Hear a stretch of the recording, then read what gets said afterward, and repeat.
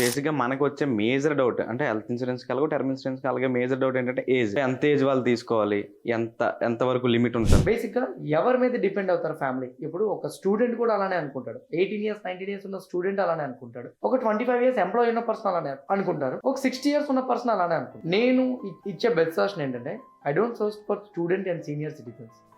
Senior citizens మీద mostly ఎవరు కూడా డిపెండ్ అవ్వరు. ఇప్పుడు 60 సంవత్సరాలు 65 సంవత్సరాలు ఉన్న పర్సన్ మీద ఎవరు డిపెండ్ అయి ఉంటారు? వాళ్ళ పిల్లలు వాళ్ళ మనవాళ్ళు పెద్ద అయిపోయి ఉంటారు, వాళ్ళు ఆల్రెడీ సంపాదించుకుంటుంటారు. సో ఆ పర్సన్ టర్మ్ ఇన్సూరెన్స్ తీసుకుని ఉపయోగం లేదు.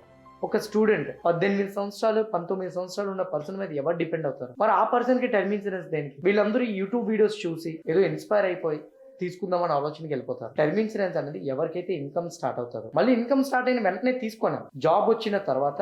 ఎందుకంటే టర్మ్ ఇన్సూరెన్స్ తీసుకోవాలంటే హెల్త్ ఇన్సూరెన్స్ లాగా height weight Aadhaar card pan card nominee details ఇస్తే సరిపోదు. టర్మ్ ఇన్సూరెన్స్ తీసుకోవాలనుకుంటే ఐటీఆర్స్ ఇవ్వాలి లేదా శాలరీ పే స్లిప్స్ ఇవ్వాలి. కొన్నిసార్లు వాళ్ళు ఉన్న ఏరియా బట్టి కూడా టర్మ్ ఇన్సూరెన్స్ అసైన్ చేస్తారు.